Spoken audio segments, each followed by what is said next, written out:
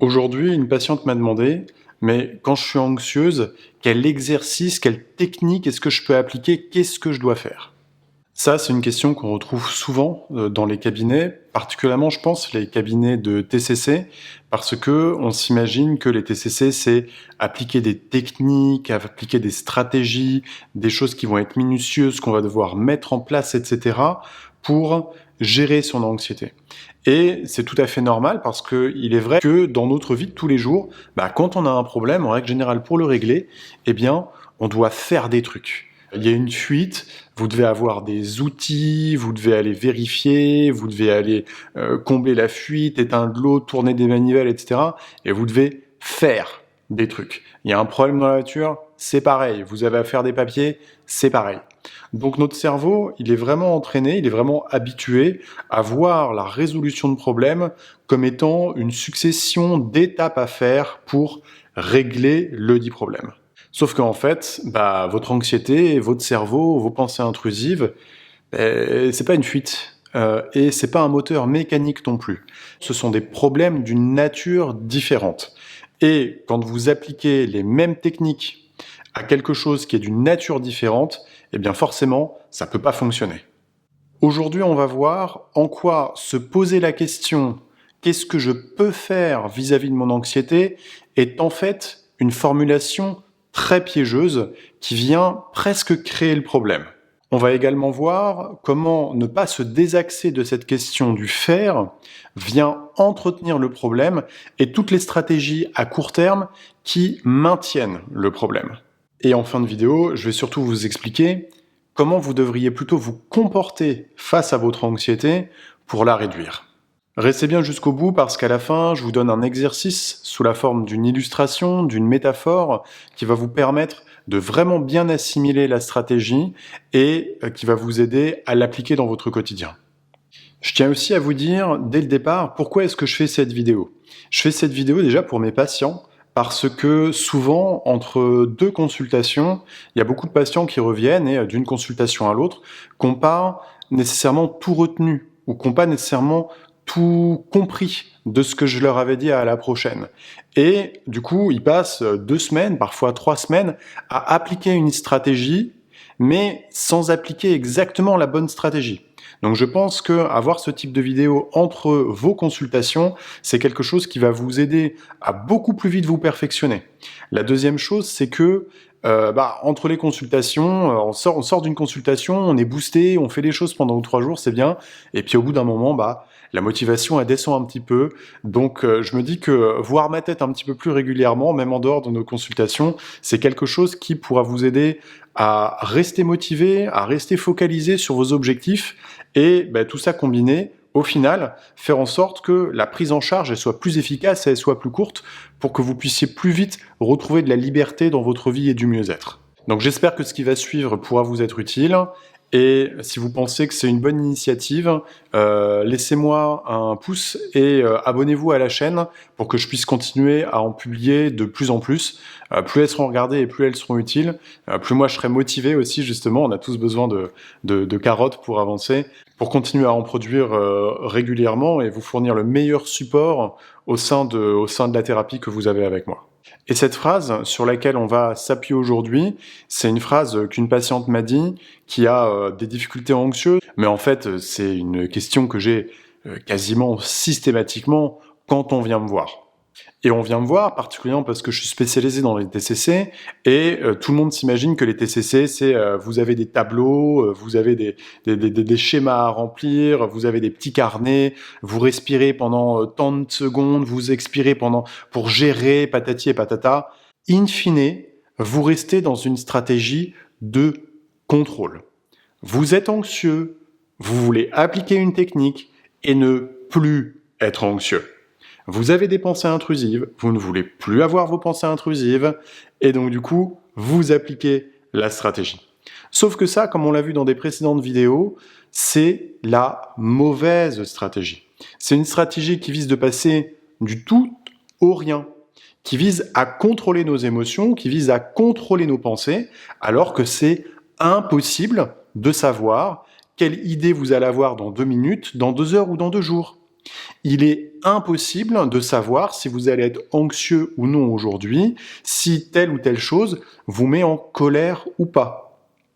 Ce, par contre, sur quoi vous avez du contrôle, c'est une fois que la pensée est là, une fois que l'émotion est là, comment vous vous comportez au regard de cette pensée, au regard de cette émotion. Et grosso merdo, à partir de là, 2 stratégies. La première, hop, vous êtes anxieux. Et là, vous vous dites, c'est insupportable d'être anxieux, je n'en peux plus d'être anxieux, je ne veux plus être anxieux, qu'est-ce que je peux faire pour ne plus être anxieux? Et là, vous appliquez tout un tas de stratégies, mais pendant ce temps-là, en fait, ce que vous faites, c'est que vous restez focalisé sur votre anxiété. Vous restez focalisé sur vos pensées intrusives.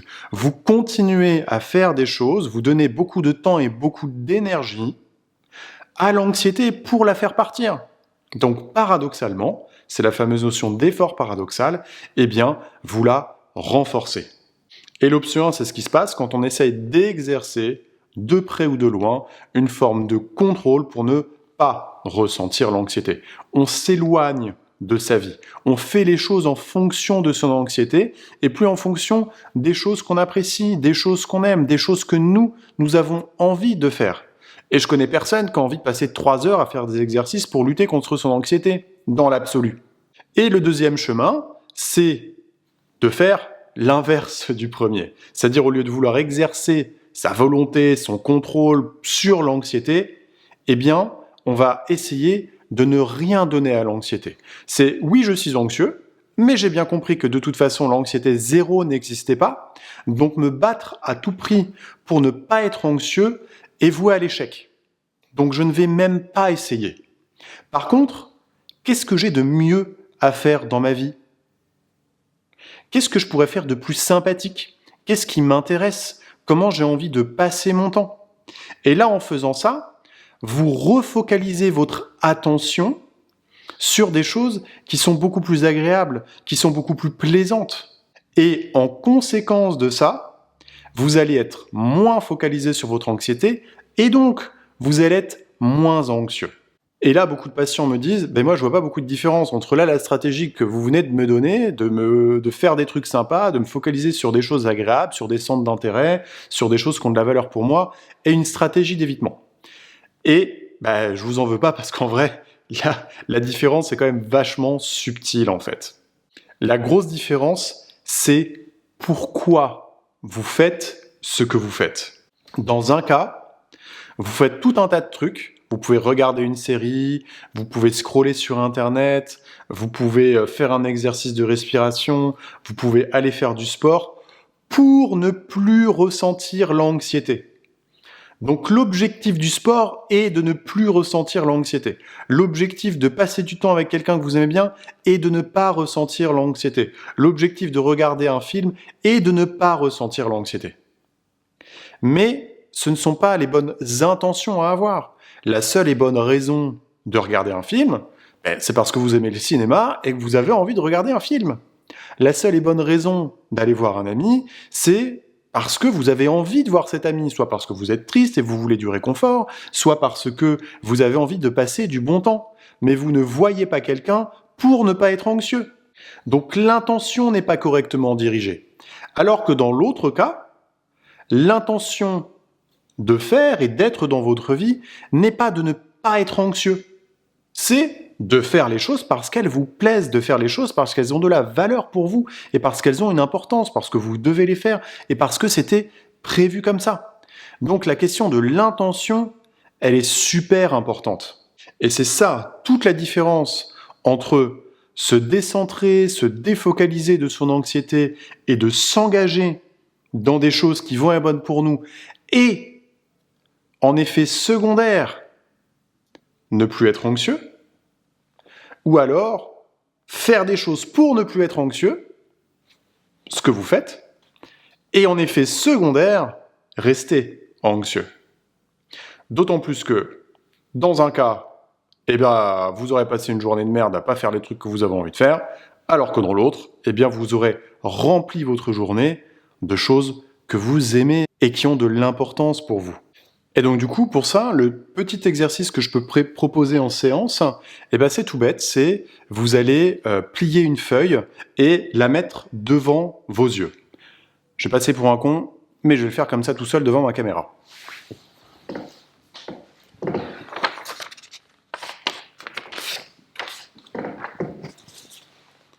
Donc ça représente votre anxiété. Et tant que vous focalisez votre attention sur votre anxiété, soit parce que vous êtes dans vos ruminations, soit parce que vous cherchez à l'éviter, soit parce que vous cherchez à la comprendre ou à trouver des arguments, eh bien en fait, vous êtes le nez comme ça. Et quand vous êtes le nez comme ça avec votre anxiété, eh bien la majorité de votre champ visuel, il n'est pas accessible. Il est grandement bloqué par votre anxiété. Et la première des stratégies, très souvent, c'est déjà de se rendre compte qu'on est dans un comportement ou dans un mécanisme anxieux et tout simplement de commencer à prendre de la distance. Et ah oui, c'est vrai, là j'étais en train de ruminer, là j'étais en train de vouloir éviter, etc. Et déjà, juste en la mettant plus loin comme ça, vous allez voir que votre champ de vision et les possibilités dans votre vie sont déjà beaucoup plus importantes. Alors que, objectivement parlant, la surface de cette feuille, l'intensité, l'importance de votre anxiété n'a pas évolué. C'est juste une mise à distance. Et ensuite, maintenant, on va pas le voir à la caméra, mais imaginez que cette feuille, vous la posez à côté de vous. Eh bien, vous la voyez toujours dans votre champ de vision périphérique. Mais si vous n'acceptez pas l'anxiété et que vous souhaitez avoir de l'anxiété égale à 0, eh bien, même dans votre champ de vision, elle va vous gêner. Et vous allez être là, ah, mais elle me gêne, vous allez vouloir la pousser, vous allez vouloir la cacher, et toujours plus loin, et ça sera jamais assez. Et vous allez la poursuivre comme ça, et au final, qu'est-ce que vous n'allez pas faire?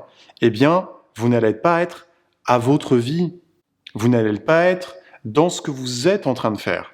Alors que si vous acceptez que l'anxiété ne soit pas égale à 0, et que vous posez cette feuille-là, que vous la laissez juste dans un coin de votre champ de vision, eh bien, pour loisir à vous de vous reconcentrer et de porter votre attention sur ce qui peut avoir de la valeur et sur ce qui est intéressant et sur ce qui est digne de votre temps.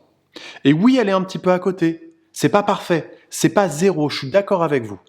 Mais, encore une fois, l'anxiété 0 n'existe pas. Donc, toute stratégie qui voudra la réduire à 0 vous prendra tout votre temps et toute votre énergie. Laissez-la poser à côté de vous. Elle ne dérange que très très peu et portez votre attention sur ce qui a de la valeur pour vous. J'espère que cette illustration, ces explications et ce petit exercice de la feuille pourra vous être utile, ou en tout cas que le mettre un petit peu en image comme ça, c'est quelque chose qui pourra vous parler et vous aider du coup à changer la posture que vous avez vis-à-vis de votre anxiété, plutôt qu'à vous demander qu'est-ce que je peux faire, qu'est-ce que je peux appliquer. Dans un cas, ça ne vous mangera pas votre vie et vous allez regagner en liberté. Dans l'autre cas, malheureusement, ça va continuer à vous pourrir. Et enfin, une dernière question que je pose souvent. Ça fait depuis des années que vous êtes anxieux. Est-ce que vouloir la contrôler a déjà fonctionné sur du long terme? Non. Bah, essayez peut-être du coup de faire quelque chose de différent. J'espère que cette vidéo vous a plu. Si elle vous a plu, vous mettez un pouce, vous vous abonnez à la chaîne, mettez un commentaire pour peut-être nous faire part d'un retour d'expérience que vous avez pu avoir, comment vous avez dépassé votre anxiété. Et moi, je vous dis à bientôt. Merci de votre attention.